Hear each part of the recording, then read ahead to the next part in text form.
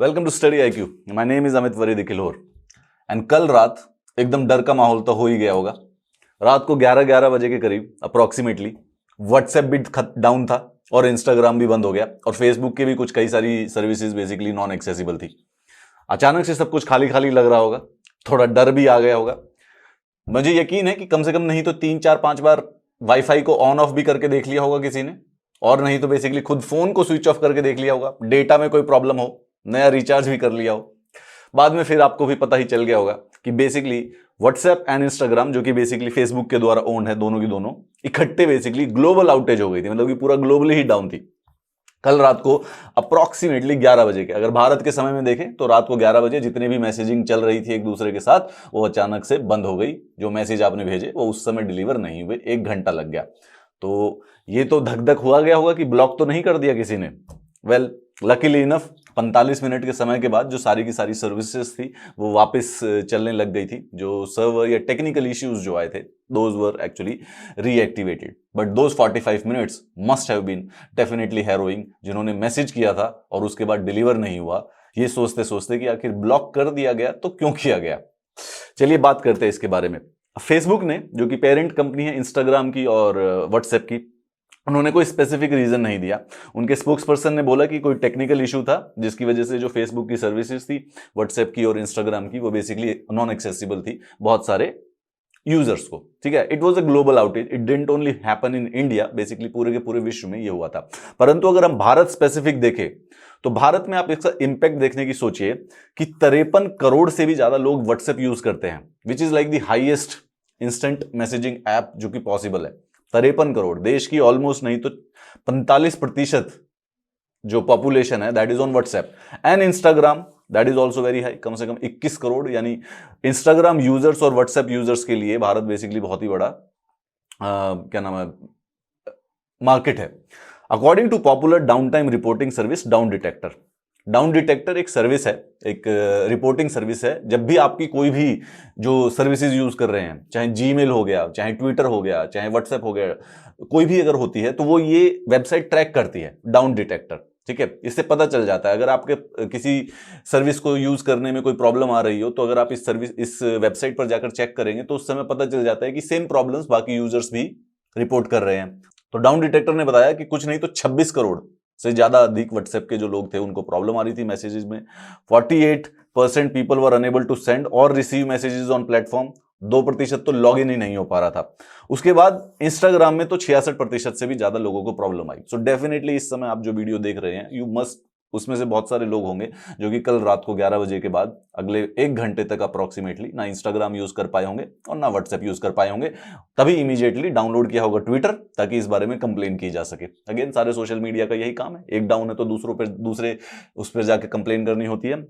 उसके बाद 45 मिनट के बाद व्हाट्सएप ने बताया, thanks for your patience, that was long 45 minutes but we are back. WhatsApp was down but लेकिन रात को 12 बजे के करीब इसको वापस एक्टिवेट कर दिया गया था। तो इसका इंपैक्ट अब आप देखिए। अब व्हाट्सएप और इंस्टाग्राम से संबंधित आपके सामने जो एग्जाम या एकेडमिक पर्पसेस है उससे रिलेटेड 2 क्वेश्चंस हैं। ठीक है, why we are studying it, why we need to understand these things technology के, कि सबसे पहले look at the number of people who are dependent on WhatsApp for messaging nowadays.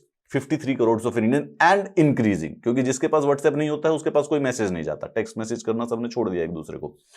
Second, इसका जो व्हाट्सएप की जो जनवरी में प्राइवेसी इश्यूज आए थे, राइट, पहले व्हाट्सएप के जो आउटेजेस हैं ये पहले भी हो चुके हैं, पिछले साल भी हुए थे। पिछले साल 4 मेजर आउटेज हुए थे जनवरी में, 2020 जनवरी में, अपने कोविड-19 से पहले। उस समय कोरोना के बारे में कोई नहीं जानता था, उस समय भी एक 3 घंटे का पूरा व्हाट्सएप का आउटेज था। उसके बाद अप्रैल में भी एक बार छोटा सा हुआ था, जुलाई और अगस्त में भी हो चुके हैं। तो मतलब होते रहते हैं कभी कभी आधे 1 घंटे के, सर्वर की कोई प्रॉब्लम होने की वजह से। So the first concern that we need to understand is that कि the dependence of people on such social media applications and their problems, क्योंकि जब अगर सबके सब व्हाट्सएप ही यूज कर रहे हैं और अचानक से व्हाट्सएप डाउन हो जाए, ये तो अच्छी बात है कि इस बार सिर्फ 45 मिनट डाउन थी, परंतु अगर ये ज्यादा समय के लिए डाउन हो जाए, कोई ऐसी एरर आ जाए, कोई और नेचुरल डिजास्टर की वजह से कुछ ऐसे कॉन्सिक्वेंसेज हो जाए कि ये सर्विसेज एकदम डाउन चले जाए, तो क्या ये over dependence on social media apps can be detrimental for communication or for any other security issues? पहली वाली बात ये। दूसरा जो व्हाट्सएप के बारे में इस साल आप एकेडमिकली आपसे जो क्वेश्चन पूछा जा सकता है वो व्हाट्सएप के प्राइवेसी इशू से रिलेटेड पूछा जा सकता है। जनवरी में व्हाट्सएप ने कहा था कि एक नई प्राइवेसी पॉलिसी वो इंक्लूड कर रहे हैं, दे इंट्रोड्यूस, ठीक है। तो आपके व्हाट्सएप में मैसेज आया होगा कि यू कैन ईदर, आपको समय दिया गया था 9 फरवरी तक उसको एक्सेप्ट करने का। दो ऑब्वियसली काफी प्रोटेस्ट के बाद या एक रिजल्ट ना आने के बाद, उसका क्रिटिसिज्म होने के बाद उन्होंने उसको पोस्टपोन कर दिया है। हाउएवर व्हाट्सएप ने कहा है कि they will go forward with that privacy policy, जिसकी फाइनल डेडलाइन है 15 मई, यानी 15 मई से पहले पहले आपको वो प्राइवेसी पॉलिसी एक्सेप्ट करनी पड़ेगी। उस प्राइवेसी पॉलिसी में सिर्फ ये है कि व्हाट्सएप जो है वो कुछ डेटा अपनी पेरेंट कंपनी फेसबुक के साथ शेयर किया करेगा, राइट। इसका जो मेन डर था, लोगों को ये लगा कि जो हमारे मैसेजेस हैं, आपको जो मैं मैसेज करता हूं या आप मुझे जो मैसेज करते हैं, वो बेसिकली पढ़े जा सकेंगे। व्हाट्सएप ने कहा है कि मैसेजेस नहीं किसी के भी पढ़े जाएंगे, कुछ दूसरे प्रकार का अनोनिमस डेटा वो फेसबुक के साथ शेयर करेंगे। हाउएवर उसके बावजूद भी लोगों के दिमाग में प्राइवेसी से संबंधित कुछ मेजर इश्यूज है। अब सवाल ये आता है कि जो सोशल मीडिया एप्स होती हैं ये हैं dominant in the market. 53 crore अगर व्हाट्सएप यूज कर रहे हैं तो बेसिकली औरों के पास भी नेटवर्क इफेक्ट की वजह से कोई और ऑप्शन नहीं रहता है। आप अगर सिग्नल डाउनलोड भी कर लेंगे, लेकिन सिग्नल पे आपका कोई दोस्त है ही नहीं, फैमिली कोई है ही नहीं, तो थोड़े दिनों बाद उसे डाउनलोड करके आपको डिलीट भी करना पड़ता है। आपको वहीं पर ही उसी ऐप को फॉलो करना पड़ता है जिस पर बेसिकली नेटवर्क हो आपका, या आपके जो दोस्त हैं, ऑफिस के दोस्त हैं या घर के दोस्त हैं, स्टूडेंट्स जो हैं, टीचर्स जिस पर हैं। लेकिन उसके साथ एक प्रॉब्लम भी आती है कि ये जो पॉलिसी है, जो प्राइवेसी पॉलिसी है व्हाट्सएप की, ये टेक इट और लीव इट है। आप इससे ऑप्ट आउट नहीं कर सकते, टेक इट और लीव इट। यानी कि अगर आप एक्सेप्ट नहीं करते हैं तो आपको सीधा बेसिकली ये है कि व्हाट्सएप आप यूज नहीं कर सकते हैं। Now this creates a problem, क्योंकि आपके पास कोई और ऑप्शन नहीं बचा, तो फिर क्या ये बेसिकली आपके पास चॉइस हुई? ये क्वेश्चन एक रेगुलरली व्हाट्सएप नहीं बल्कि एक ओवर आर्किंगली सोशल मीडिया का जो इंपैक्ट है, जो इन्फ्लुएंस है आजकल लाइफ पर, उसके कॉन्टेक्स्ट में आपसे आ सकता है। और दूसरा जो ये रेगुलर आउटेजेस हो जाते हैं जिसकी वजह से ये सारी की सारी सर्विसेज आप नहीं यूज कर पाए, कभी उस समय हो सकता है किसी प्रॉब्लम में भी हो, ये एक ऑनलाइन सोशल मीडिया या online financial services, digital financial services से इंपॉर्टेंट इशू आपसे कभी भी किसी भी क्वेश्चन पेपर में पूछा जा सकता है। तो इन चीजों को पढ़ते रहिए, समझते रहिए। सवाल यह है कि आप में से कौन कौन टेलीग्राम पे चला गया जब व्हाट्सएप की प्राइवेसी पॉलिसी, क्यों? क्योंकि टेलीग्राम पे मैं भी हूं और मुझसे डायरेक्टली बात कर सकते हैं when it comes to Telegram. This is my channel of Telegram.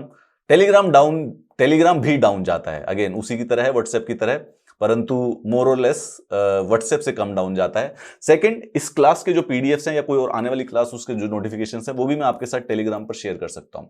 And when Instagram gets up, अगर दोबारा से सही हो जाए, अब सही है इस समय, सो आप मुझे इंस्टाग्राम पर भी फाइंड करके मुझे डायरेक्टली मैसेजेस कर सकते हैं whenever you come up with a doubt or any other questions related to the current affairs classes.